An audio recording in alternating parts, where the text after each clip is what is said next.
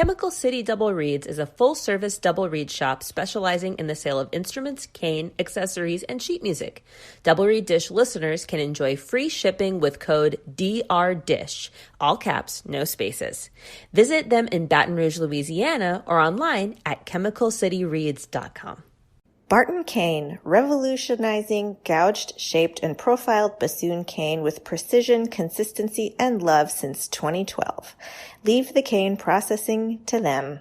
Free up time to practice, take a romantic dinner cruise, or cuddle on the couch with your cat on a rainy day and listen to the Double Reed Dish podcast. Enter coupon code Double Reed Dish Rocks My World for free shipping on your next Barton Cane order. Visit www.bartoncane.com. Hi, I'm Galit Kaunitz. And I'm Jacqui Wilson, and you're listening to Double Reed Dish, a podcast for oboists, bassoonists, and the people who love them.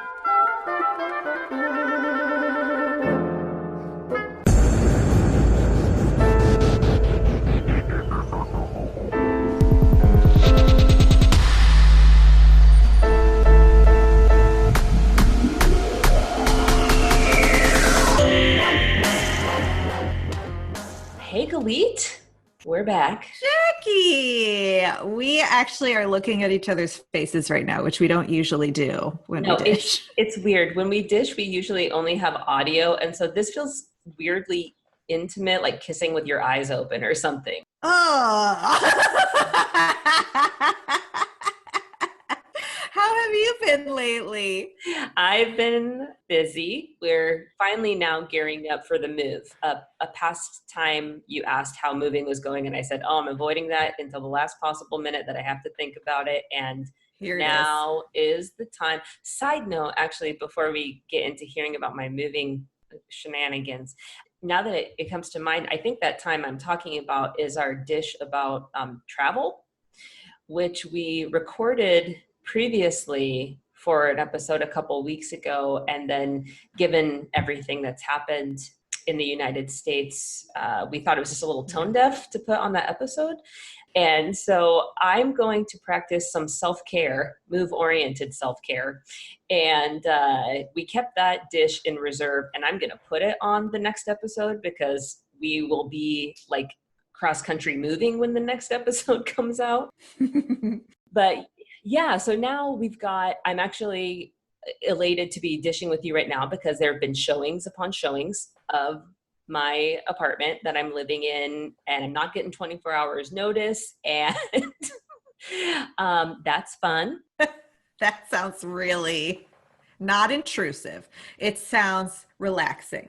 It sounds like just the ideal environment for an introvert to thrive. Yeah, exactly. And you know, with the pandemic going on, and because of Missouri's policies right now, you can't like mandate people wear masks, and it's just kind of like a stressful But we've been selling a lot of stuff. We're trying to see how little we can bring with us going across the country.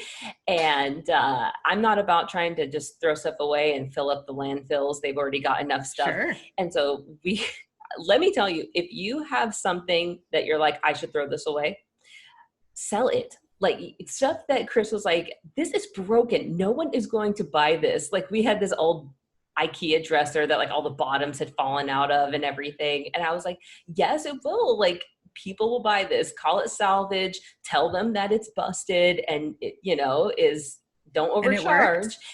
We had multiple people asking to buy that broken patio. Wow. One person's trash is another's treasure. And so we're also selling stuff nonstop, and it just, it's crazy. That's a lot. That's a lot. It is. Yeah. And I haven't moved in 5 years. And this is a cross-country 4-day move with musical instruments. Chris is a percussionist, so he has everything under the sun, including a marimba.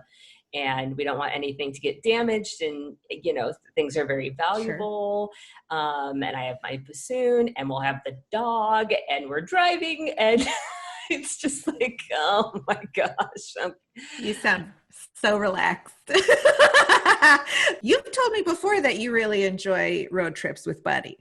I do enjoy road trips with Buddy. And there's a podcast that I love that I have been specifically storing episodes of so that I'm like enjoying my Yes. time in the car and looking forward to that and have something in reserve that I'm super excited to consume. So I'm hoping that will also help pass the time. Is it Housewives related? It is not. It's true crime related. Ah, fantastic. I have also been doing a serious podcast binge, including true crime. So that's cool. Yes.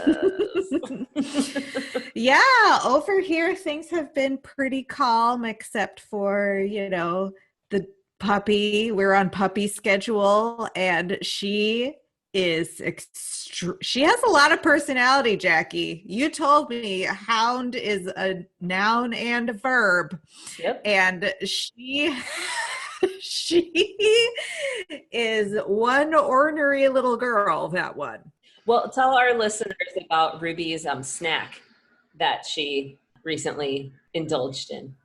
Ruby and I were both taking a nap. I was on the living room couch and Ruby was on the floor, fast asleep. I thought we were just having a friendly family nap. And then when I wake up, Becky says, "Oh, by the way, your glasses are in the other room. I'm afraid to look at them." And Ruby had chewed on the arm and bent the earpiece the wrong way. So I am wearing glasses with one earpiece that is now directionally upwards instead of going around my ear.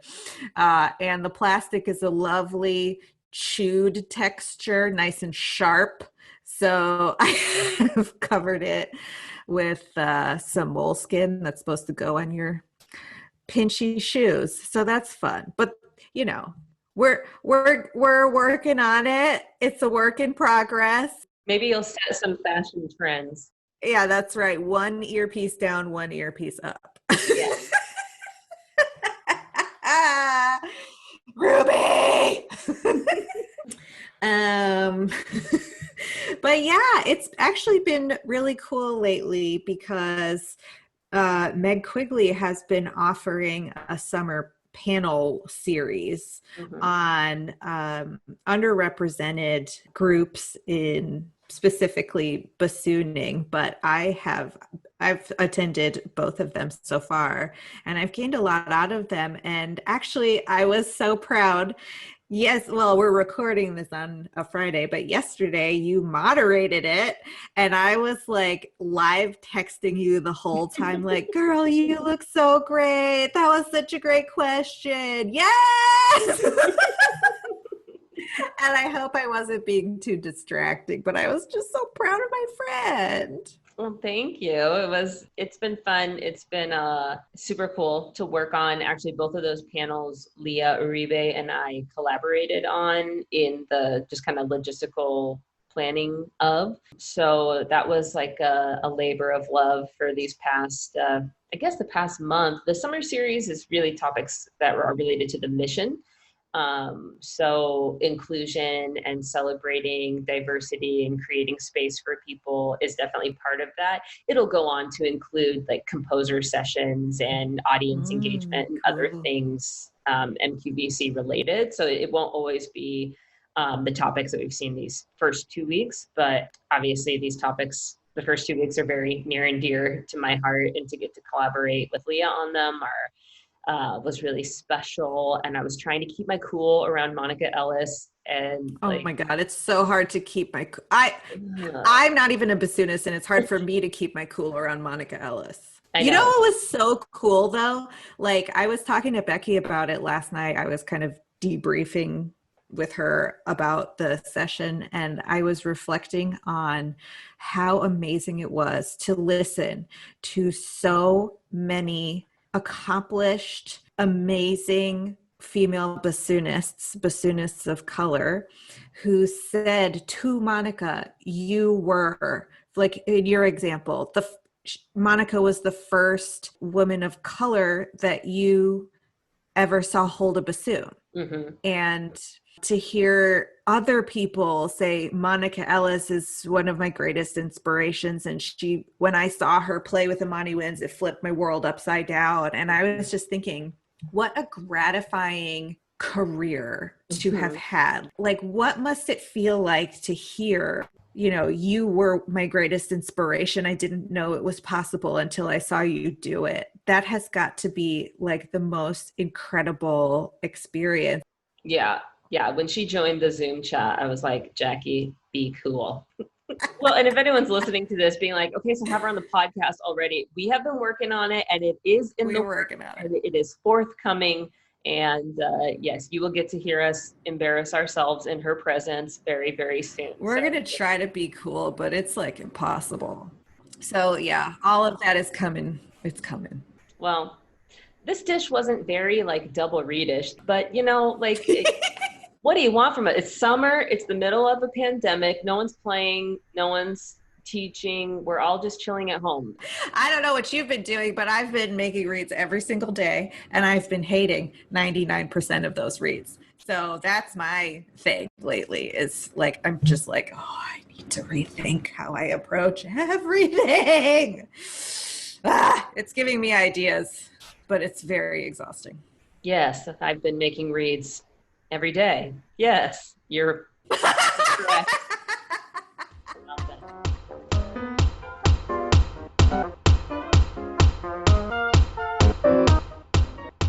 Edmund Nielsen Woodwinds has been serving the double reed community for 70 years. Nielsen sells a wide variety of oboe, oboe d'amore, English horn, bassoon, and contrabassoon reeds and cane, as well as reed-making accessories, reed cases, and lafrex. And of course, they have the classic Nielsen wedge knife, which features a double hollow ground and choice of handle size. In addition, they have many other knives available. Nielsen has long been known for their large Heckel bassoon bocal inventory. Fill out their online trial form to find the perfect Heckel bocal for you. For all your double reed accessory needs, Nielsen is ready to help you. Specializing in the finest assortment of oboes, clarinets, bassoons, and their accessories, RDG Woodwinds serves musicians from around the world. Their employees are all professional musicians who have a deep knowledge of the products they sell. RDG's repair shop has an international reputation with a combined 100 plus years of experience among the 5 repair technicians. Plain and simple, RDG provides excellent products and fabulous customer service. Visit them at rdgwoodwinds.com. They look forward to working with you.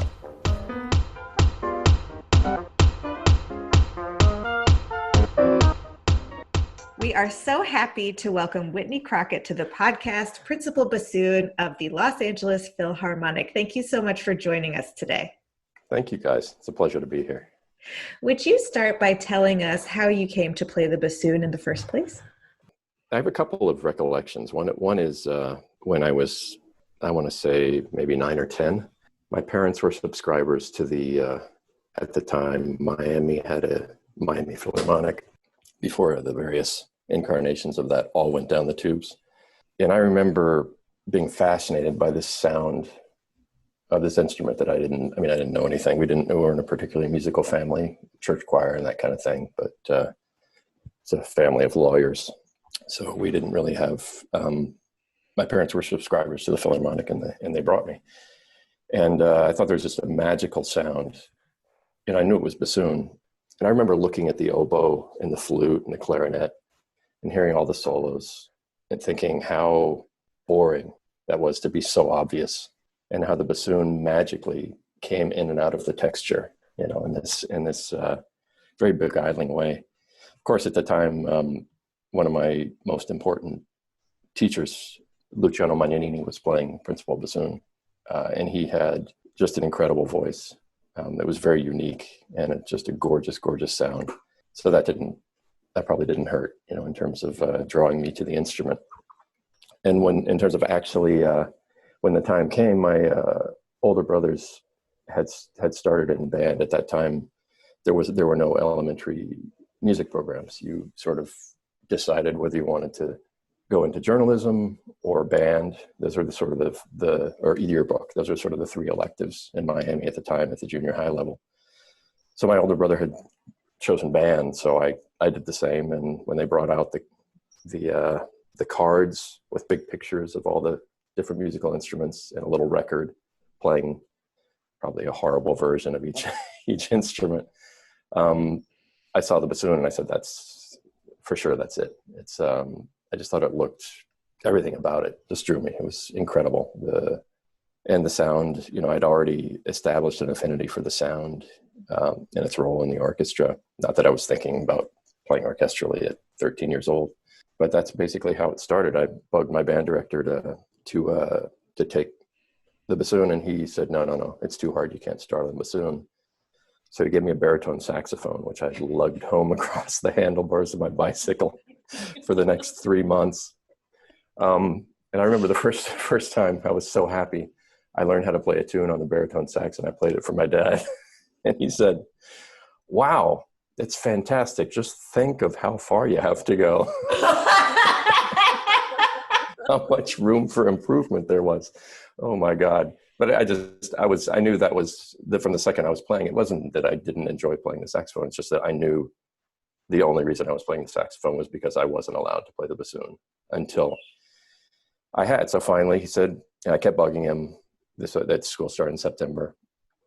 And I kept bugging him. And I said, if I could take it home over the Christmas holiday, that'd be fantastic. He said, well, you're going to have to go buy a reed. So I remember getting in the car with my folks going somewhere. I remember being somebody's house. I don't know why. It wouldn't have just been a music store anyway. I bought a reed. And they had the Cundi Batoni book, it's got almond rider stuff. It's got Milde, the first, book of Milde's in there, and a rudimentary fingering chart, all in German, which was super handy, not speaking a word of German. But I just sat down. I remember getting the horn home, and it took me I couldn't really make a sound on it. I did something wrong. I don't know what it was. The wing joiner was too turned so that, things were leaking or what have you. Anyway, I finally figured it out, and I just sat there for probably 12 hours a day, just figuring out. And I just thought it was so fun. Once I started to actually be able to make a sound on it, it became more fun. But it was just so fun to figure out this amazing puzzle that the bassoon was to me at that point. So I just sat there, and by the time I went back, he said, play an F major scale, in front of the band. And it sort of came out. And I remember thinking, that was kind of a disaster. And he just couldn't stop raving about, you see what happens when you work, you can learn, you can do amazing things. And that sort of got me thinking that if I work really hard, even if I don't think it's very good, I'm fooling other people into thinking it's okay. So that was encouraging. I think from that moment, I felt like I want to do this. I mean, I'd always been like, when I did something, I did it. Like I collected snakes as a kid, for instance, and I was going to be a herpetologist. And then I had saltwater aquaria, and I was going to be an ichthyologist. That's how I did things. And then when I found the bassoon, just like, I think I'm going to play the bassoon, and that's the start. Sorry, very long-winded version of the Genesis story. So after that sweet, sweet lawyer burn from your dad, when did so you went through junior high and high school, and what led your decisions after that, your educational journey, and maybe going into your professional journey also? Okay. I think my preliminary enthusiasm for the bassoon was it was sort of confirmed as a viable thing for me to really pursue. Because I mean, I'm in Miami. I didn't know any other bassoon players other than Luciano Magnanini, and I met my first teacher, Mike Finn, a little bit later. Before that, you sort of don't really know how you stack up to if you're thinking ahead and thinking in terms of you're going to make a career of this. And that was, I thought, when I went to Interlaken that first summer after I started playing in December. And I figured that was a pretty competitive environment. There were a lot of terrific players there. And I felt like I could hang with them. And at that point I felt like, okay, I gained confidence that this could be something that I could pursue, and it wouldn't be a pipe dream. It wouldn't be completely crazy. As far as university, I studied, Mike Finn was a great teacher in Luciano, was also amazing. And I went to him after I had a couple of years with Mike. Mike left to go to New York to get his master's. At that point, the Philharmonic had gone on strike or been locked out. I don't remember the details, but it was, the writing was on the wall that it was not going to be a great place in terms of job security going forward. So Mike went to Juilliard to study with Stephen Maxim to get his master's degree. And so it came time for me to decide where I was going to study. And of course, I would have, my big hero at the time was Bernard Garfield, but there were no openings at Curtis the year I graduated because Rick Ranney had auditioned the year before, and he'd gotten, the one slot that would have been available. So I ended up talking to Mike about it, and he said Maxim was just great and had been a really amazing teacher for him.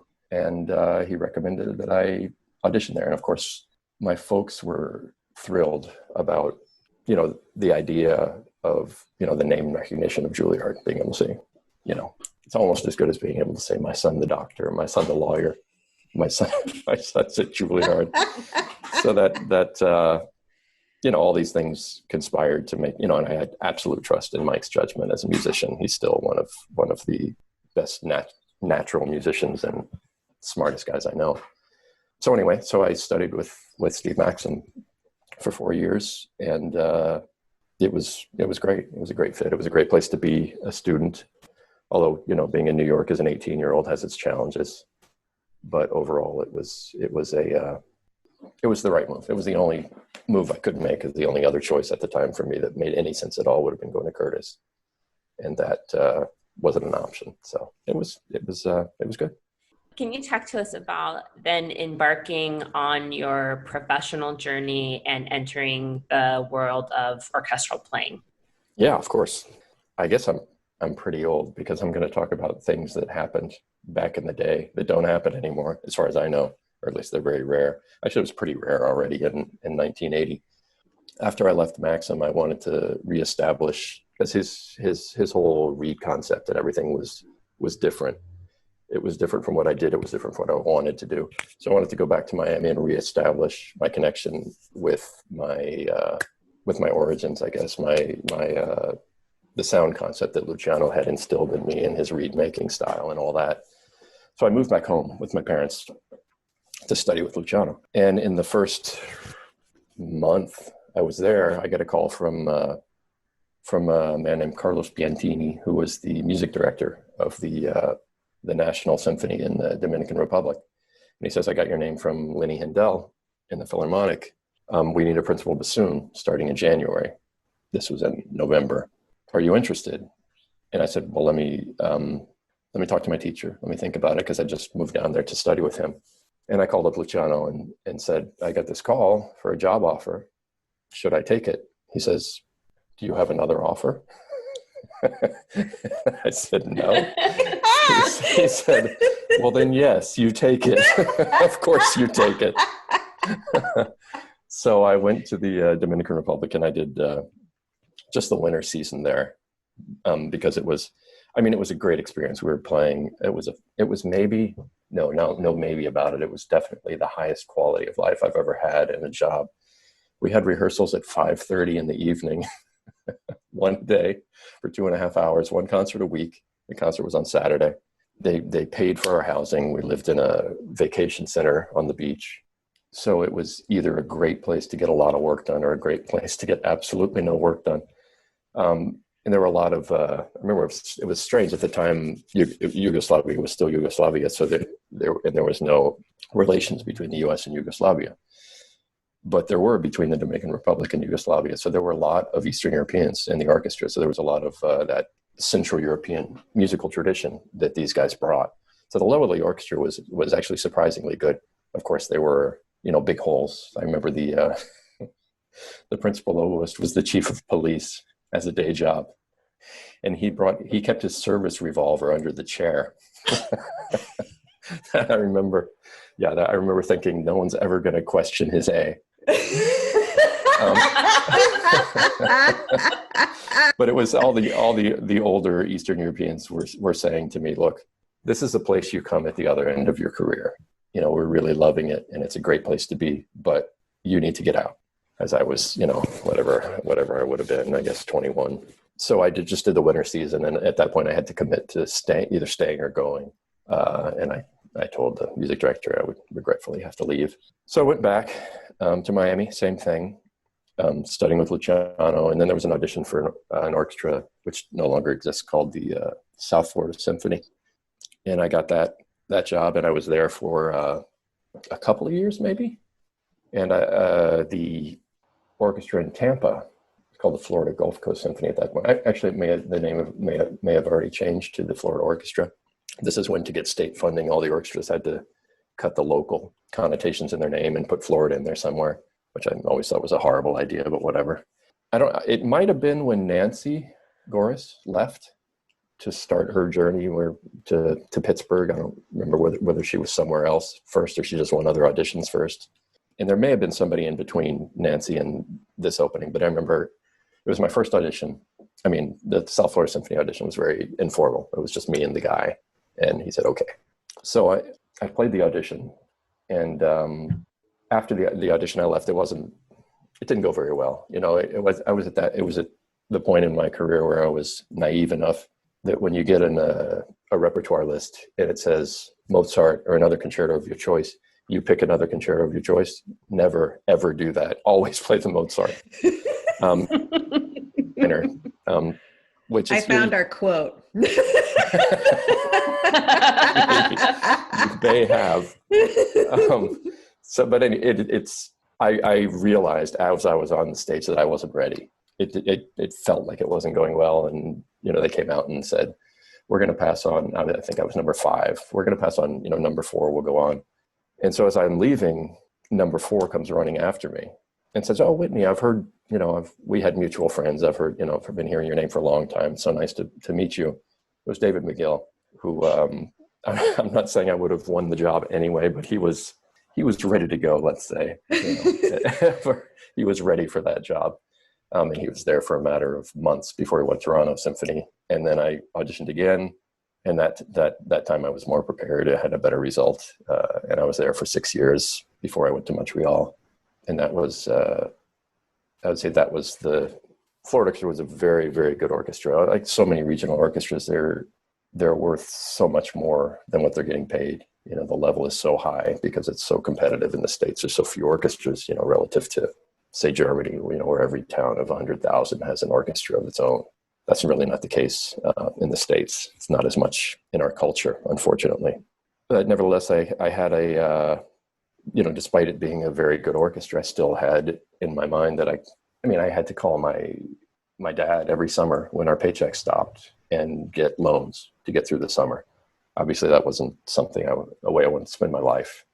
So when I saw the ad, and I'd taken another couple of auditions, I think, Denver, what was Denver at the time, Pittsburgh assistant, a couple of other things which didn't work out. Then I saw that, I remember getting the musician, the actual paper, the paper, not the virtual paper, and seeing the ad for Montreal Symphony, and something about that made me say, I have to give everything I have to getting this job. I just thought that would be, I like the idea of Canada. I like the idea of Montreal, this incredible mix of French and English, a very cosmopolitan city. I'd never been there, but I was just fascinated by the idea of it. So I practiced like I'd never practiced before, except maybe those first few days when I was really learning the fingerings. Probably 5-6 hour days were very common, I think. And I stumbled on a decent reed that, could do everything, which it's always my goal for an audition, and it's not always something that happens. And the auditions were all behind a screen, like a few orchestras, I guess more and more are doing it that way now. to make sure there aren't questions about why orchestras are so non-diverse. But they'd always done it that way in Montreal. Anyway, it went well, and I got that job. And that was really the start of that was arguably the Montreal Symphony of that era, which was the early 90s, I'd say at that time, it was definitely one of the best orchestras in the world, because Dutoit really, a lot has come to light about Dutoit and his personality flaws. But he really knew how to create a great orchestral sound. He demanded that you come into that first rehearsal knowing exactly where your part fits. You better be able to play all the notes. And there was no, it was really a wake-up call, and it was no problem for me because I was on probation. I wasn't going to come in unprepared because I really wanted that job. At that point, you're typically putting so much pressure on yourself to make sure that there's no doubt. I didn't want it was unacceptable to me that there would ever be a question about successfully passing the probationary period. Overall, I think back on those days as some of the most satisfying musical experiences of my life. So 6 years go by. And there was an audition for the Met, which was advertised, which I thought, I'm gonna go for this. I mean, you were seeing references to the Met Orchestra and James Levine in like popular culture. Like there was a show on Thursday nights at the time. I don't remember the name of it. Mad About You, maybe? It was on after the Friends, that whole lineup. I don't know if you're old enough to remember that. But there was an actual reference to James Levine and the Met Orchestra in this TV show, which was, and I had already started the preparation process. It was really, I mean, the level of that orchestra was amazing at that point. And anyway, I auditioned for that. That was also behind the screen. And that was a completely different process because I wasn't preparing the same stuff I've been practicing on since I was in high school. It was Manon Lescaut and Così fan tutte and Lohengrin, all these things that maybe I'd come across a couple of them. And I was lucky because in Florida we played, at the time, the Florida Orchestra was the pit band for the Sarasota Opera. So we played 4 or 5 operas a year. So I wasn't completely unfamiliar with the repertoire. But it was still, a ton of that audition list was completely new to me. So anyway, there was plenty to work on, which was good. And I was really motivated to make a change at that point.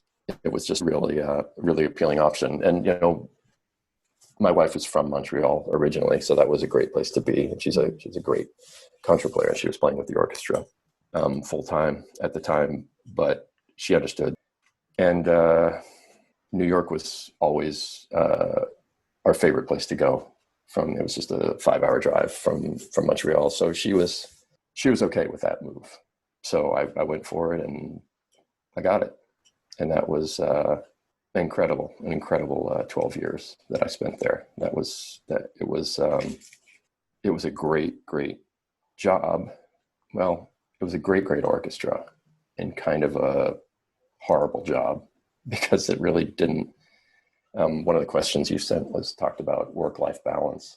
Mm-hmm. Talk about not being able to have any work-life balance whatsoever. I mean, the schedule was just punishing. But when we got there, we didn't have any kids. It was a dream. We lived in Manhattan, walk to work, play all day and all night, study when I wasn't rehearsing or performing. You play the show, you're done at midnight, you get home at 12:30. We'd order some amazing takeout and roll out of bed at 10 o'clock the next morning for an 11 o'clock rehearsal. And wow. My wife was very independent. She was having a great time. And it was wonderful. It was really halcyon days. I was learning a ton and it was great. But then we had kids and it started to be, and there are colleagues there that do this, and I don't want to say it can't be done because I've had colleagues that were great players and did a great job being there for their families, but maybe they needed less sleep than I did, or they're just born under a different star. I don't know. But for me, it was not really sustainable in terms of having a family and doing that job. I thought maybe, okay, bassoon is also very labor intensive. We know that it takes a lot of time. You have to practice a lot. You have to spend a lot of time on reads. So for me, it wasn't, I could have managed if I'd had to. But after 12 years, the Los Angeles Philharmonic was having an audition. And I remember I got a call from the personnel manager, and it was in reference to a student of mine, an ex-student of mine, who was auditioning. I said, yeah, he's terrific. Whatever. I forget the questions exactly that he was asking. At the end of the conversation, he said, would you have any interest in this job? And I said, I don't know. I thought about it for a little bit. And I called him back and I said, yeah, maybe I would. Maybe it's time to consider a change that would make my life a little, allow for the possibility of a little better work-life balance. So at that point, they, in the Los Angeles Philharmonic contract, if a nationally advertised audition is unsuccessful, at their discretion, they can start a different kind of process where they invite people to play with the orchestra, at which point they also have to play a mini recital and play excerpts with the orchestra. So I did that. I actually did it twice. I did it once, and Esa-Pekka had already resigned, and Gustavo Dudamel had been named the incoming music director. But for some reason, they scheduled me to go play this week when Esa-Pekka was conducting. And I asked him, why am I playing for Esa-Pekka? He's leaving. Does he really have the, is he going to really hire the successor to David Reidenthal, who was a fabulous, had a tremendously long career in the LA Phil. And the personnel manager told me Gustavo has complete confidence in Esa-Pekka to make this choice. I said, okay, so I went and I played. It was okay. Wasn't great in terms of my performance. It'd been a long time. It's one thing about playing opera, a little bit of it, or a fair amount of it is great. But if it's all you do basically for 12 seasons, there really is a relearning curve. At this point, I'd had 6 years in Montreal. I'd had 6 years in Florida, a year and a couple of years of orchestral playing before that. So I was very experienced as an symphonic orchestral player. But we did very little of it at the Met. It was like 1 or 2 Carnegie concerts a year, and whatever summer festival playing I did. But to do it when you're on stage again, that there actually is, believe it or not, a little bit of to get back into your comfort zone takes a minute. So I was feeling that very much in that audition week with Esa-Pekka. It went okay. I was approved by the committee, but he declined to make the hire, saying, there was still one more person actually that they were interested in hearing. So there was that. And there was also, it seemed to make sense to me that wait until Gustavo can pick his principal bassoon. So I had been, as they say, qualified by the committee, which meant I was still alive in some sort of limbo. So a few months later, when Gustavo started, I went and did the same thing with him there. This went much better. I was much more comfortable.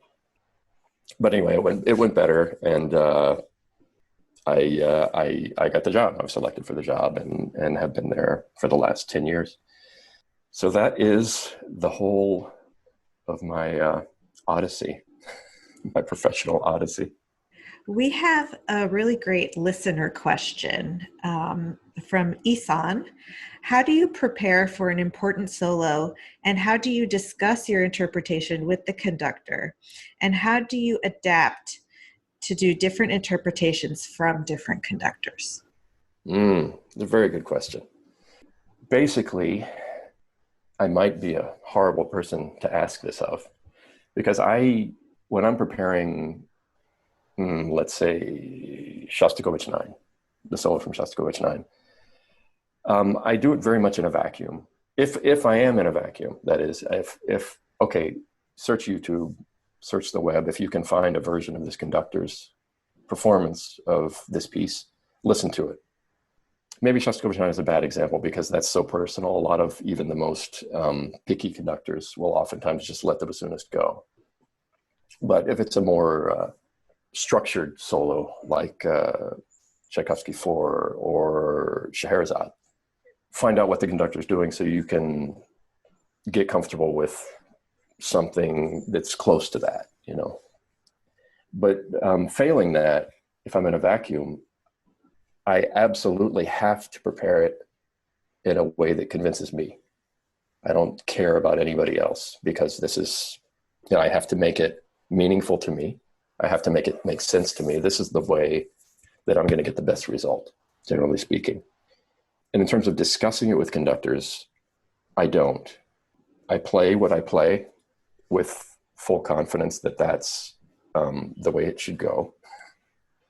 And if he's got a different opinion, then that's what the rehearsal process is for. And, you know, there's always time after the first rehearsal, if you're well prepared, to tweak some things, to, you know, if he wants it bent in a different way, if he wants a breath in a different place, something like this, you know, if he wants more vibrato, less vibrato, you can adjust these things.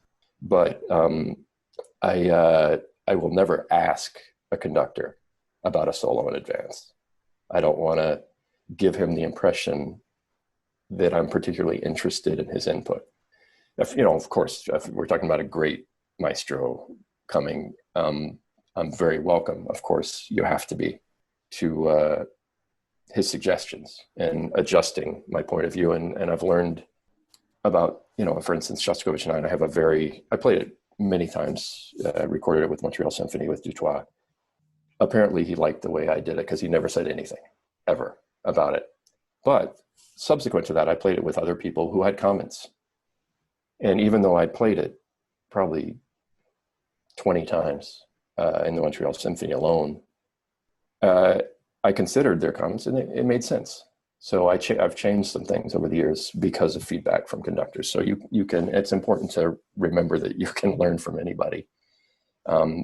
But I think it can be looking for trouble to seek them out and say, well, what do you think about, you know, this? I don't like to do that. I like to establish that we're colleagues. It's my job to realize his vision, but oftentimes the best way I can realize his vision is to do a committed version of my vision. I love that. What would the intersection of that look like in terms of audition preparation? I guess your experience and then also your advice for people listening who are preparing auditions, because it seems like you would have to find that balance between meeting expectations and exhibiting, you know, individual, I guess, confidence or competency. So what are your thoughts on that? Absolutely. You can't now, an audition is one thing. You just can't prepare it in a vacuum. You have to study, you have to listen to versions, you have to see what the traditions are. You know, you have to find your favorite players, you know, and generally most of the times the bassoonists that you respect their music making and you enjoy and appreciate their voice, these are the ones that are going to speak the most to you. See what they do, because they've, you know, especially like in my case growing up, it was always Garfield. You know, that's who I studied. I didn't study with him, but I studied him. And I figured if he's doing it a certain way, he's worked with a lot of great conductors. He's done it at the highest level. Chances are this isn't a crazy interpretation, you know, and the same goes for, I mean, the younger generation. I feel similarly about Gustavo Nunez. I mean, he's worked with great conductors. We have a real affinity.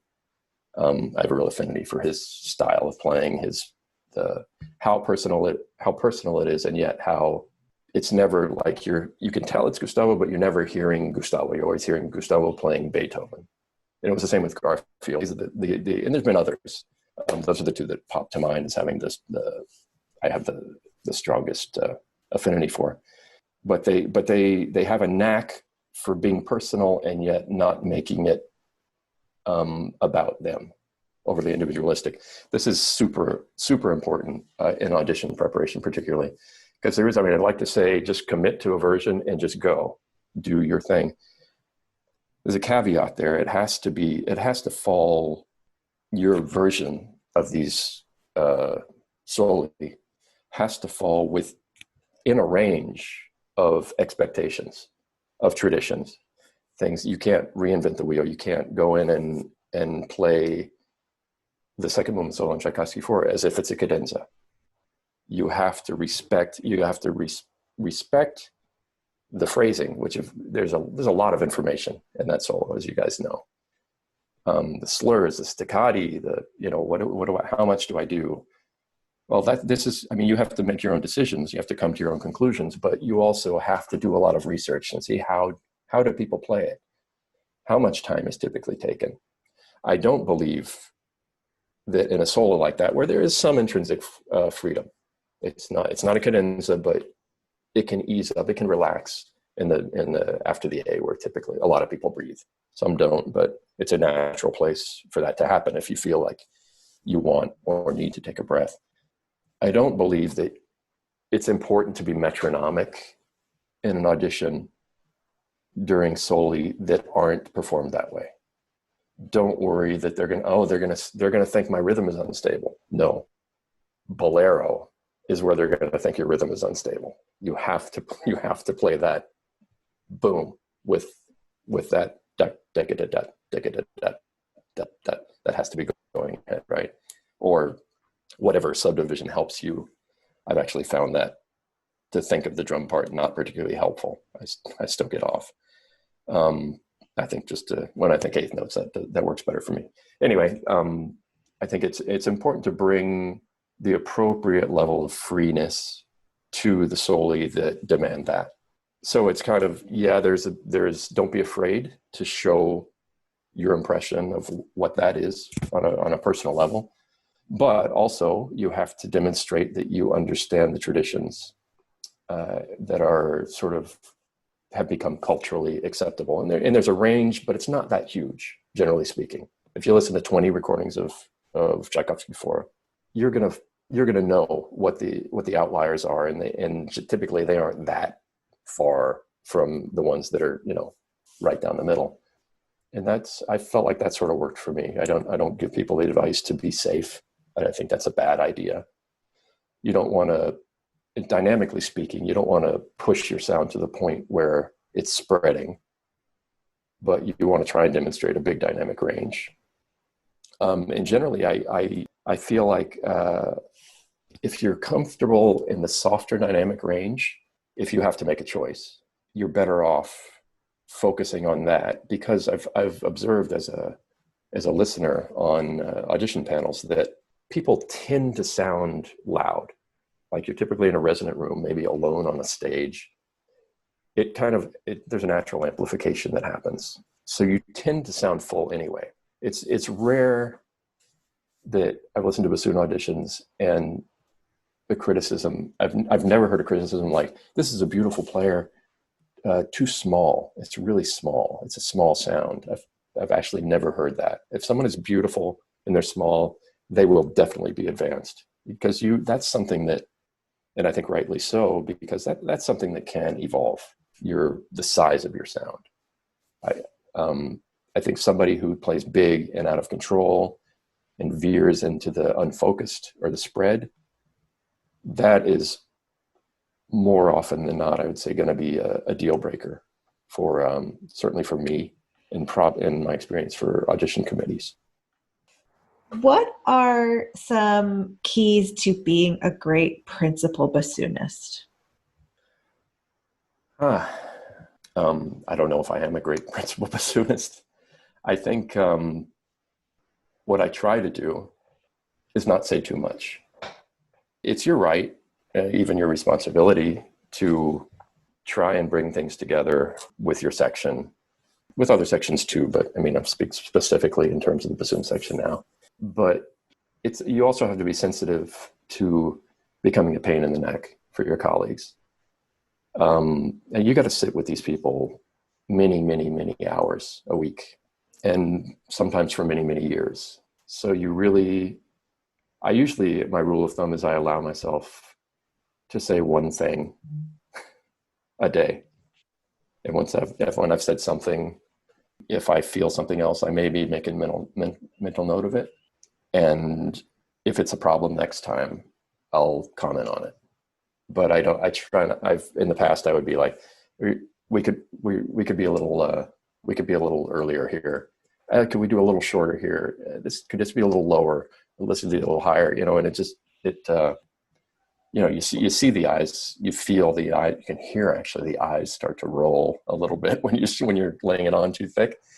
So I think it's paying attention. It is your responsibility to try and make it better if you hear things that are not going well or not perfectly matching what's going on around you, or maybe they didn't hear what the conductor asked, or they think they're doing it and your impression of whether they're doing it or not is different from theirs. It's your obligation to say something, but you just have to be very judicious about how you do it and when you do it to avoid being, a nuisance. Is your advice the same for marriage? I may not be a great principal bassoonist, but I'm a much better principal bassoonist than I am a husband. So I'm not sure you want to be seeking. You want to be seeking marriage. One thing every day. That's it. Choose That's too much. Change it to one a month, maybe.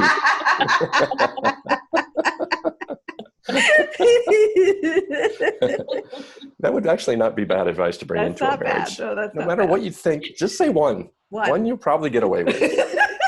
More than that, make a mental note. If it's still a problem.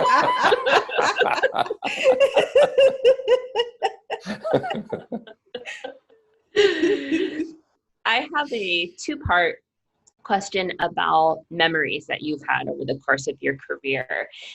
We love to ask our guests for a favorite, something that maybe sticks out for being like an accomplishment or sentimental memory. And then we also like to ask, because we interview very esteemed, accomplished people, and we need to feel better about ourselves, an embarrassing memory as well. So,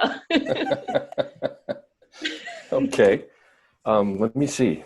This is hard. I've been thinking about this, and I can't really think of a moment where I felt like, wow, what an individual triumph this was. I was so amazing. I tried to come up with one, and I couldn't. The ones that stick with me, and there are several. There are many, actually. They're performances where you felt like you were part of a great team, and that's really I think that's really the magic and the beauty of orchestral playing. And of course, in opera, the team becomes even larger. And I remember there's a production of Marriage of Figaro very near the start of my tenure at the Met. And I remember it was a perfect cast. And opera is super hard because it's so big, and so many things can go wrong. And most of them, the best case, the stories are a little silly and a little hard to follow. In the worst case, they're completely incomprehensible, like Trovatore, which makes no sense on any level. So that's challenging to pull that off. And then you've got to assemble a cast of generational singers for some of these things. And then you have to have a set that works, that's convincing, so that the audience can suspend disbelief. And then you have to have, finally, the music has to be great. The orchestra has to be great. And the Met is one of the few places in the world where these things can happen, even on a regular basis. And even at the Met, it's not that regular, but it does happen. And I remember this production, I don't remember everybody, but Renee Fleming was the Countess. Ferruccio Furlanetto was Figaro.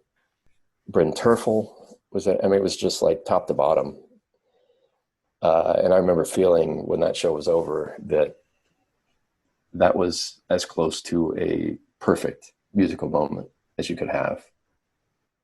I would say, and that many performances with the Montreal Symphony. Dutoit was, I think, a genius of programming, and we take performances on tour that would you felt the goosebumps from the audience members. It was such an exciting orchestra. It was such an exciting time. And he always picked repertoire that was correct. for us. It was stuff that we played, the pants off of. And there were many exciting, performances on the road with him. So those moments are the ones that really stick with me. Those performances. There's been a lot of great performances, but I still remember the ones at the Met that were spectacular. I will say, I've never cried on stage during a symphonic concert. At the Met, it happened all the time. It was a real nuisance. I remember when my colleague was Ricardo Morales, who's now principal clarinet in the Philadelphia Orchestra. His heart's very close to the surface, and he was a very emotional guy, a fiery guy, wonderful colleague, wonderful player. But he would get going, and then I'd get going, and it's like, come on, man, we gotta play here. But in retrospect, what a gift, to be so deeply, genuinely moved that you're sitting there in the dark with tears running down your face. Sharing a box of tissues. It was very sweet. But as far as embarrassing moments, I'm sure there've been so many, but I guess I blocked them out. I heard a story once about John Miller told me a story of him thinking he was blowing out his vocal, but his reed was on. Oops. I remember reading about that. I haven't had anything quite that fun or that interesting as the story happened. Of course, there's many concerts that haven't gone well because we're human, and God help us, we play a reed instrument. But I'm sorry, I don't have anything specific to point to that would be a great story to tell. That's all right. We'll forgive you this time. I appreciate it. What's your advice to a young musician who aspires to have a career like yours? Two things, mainly. I would say, listen. These days it's so easy to find everybody's version of everything. Scour the web anytime you've come to find out, as a young musician that Tchaikovsky 5, there's a lot for the bassoon in that piece. When you become aware of that, get on YouTube, listen to the great players, listen to everybody, decide for yourself who the great players are, and just learn what's going on around these solos, learn what the contexts are. That's one thing. Because sometimes I speak to, I meet these young bassoonists, and I'll refer to, Garfield's Scheherazade or Garfield's Bolero or Gustavo's Beethoven 6, and they don't know what I'm talking about. And to me, that's unforgivable because it's free. Everyone has a computer, everyone has internet or a phone, God help you, whatever, if you have to, at least with headphones, hopefully. But so learn, don't let yourself appear ignorant. If you're excited about pursuing this thing, which anybody who just, wants to do a little bit because they're interested in it and decides to do it another way professionally, no one's going to be upset about that. There's not a critical shortage of bassoonists and oboists in the world. We don't need to be too sad when people decide to pursue other interests. But if you're going after it, you can't be ignorant to the ones that have done it at a super high level before. And the other thing is just, it's simple. You have to practice a lot. And it sounds that might be simplistic. You have to practice calmly, as if you aren't in a hurry. Because if you practice as if you're in a hurry, you can get into a lot of bad habits. I'm speaking definitely from experience here. I'm not coming down off the mountain, because I just practiced so much without regard for breaks or how I was doing things. I just wanted to make them happen. So you can end up with bad habits like mouthing or, soft palate leaks, things like this, all of which I've had and, addressed at various points in my career. But just devoting the time to it, there's just no substitute for it. And everyone knows that, and very few people actually do it.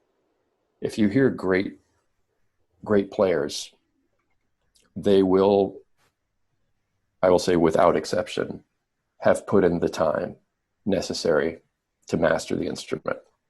And I know it's not so helpful to practice a lot. I mean, you can read that on any restroom wall. Maybe not any restroom wall, but you know what I mean? It's not a brilliant insight, but it can't be emphasized enough that there's no substitute for it. You just practice and learn what, the whole context of everything you're working on. And I think the most, I would say the biggest jump in the level of my playing happened when I started doing long tones rigorously.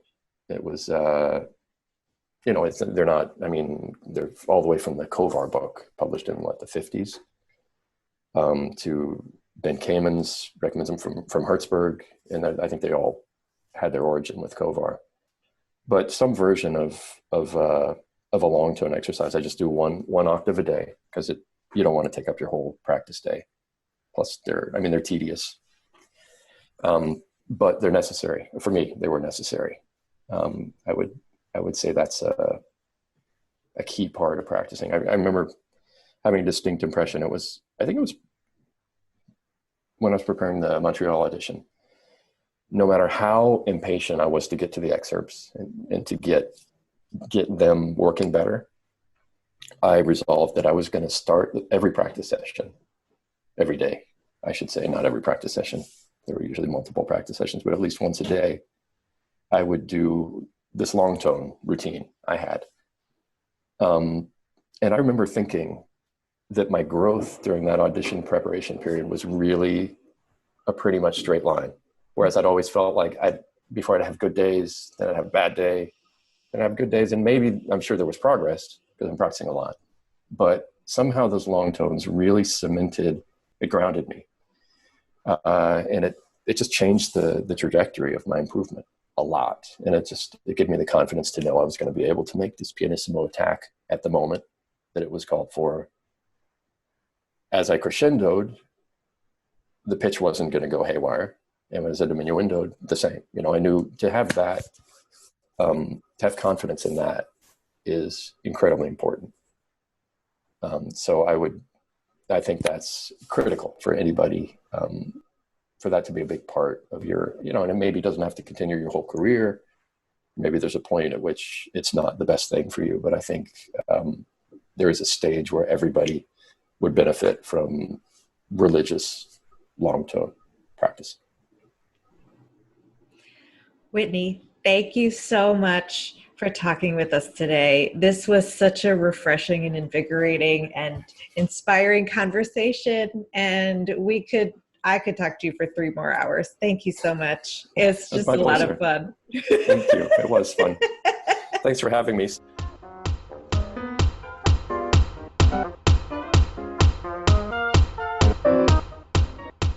We hope you enjoyed that interview with Whitney Crockett. Thank you so much for joining us on Double Read Dish. Don't forget to follow us on social media. We're on Facebook, Instagram, and Twitter. You can listen to us anywhere that you get your podcasts and on YouTube. And we would love it if you left us a comment, rating, or review. Galit, who's coming up on our next episode?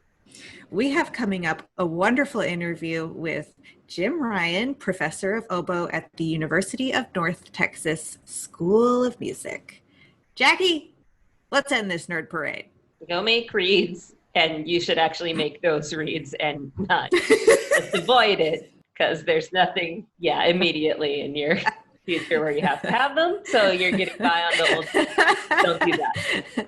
And don't waste all your time making terrible reads. That is also important. Yeah, that's the new tagline.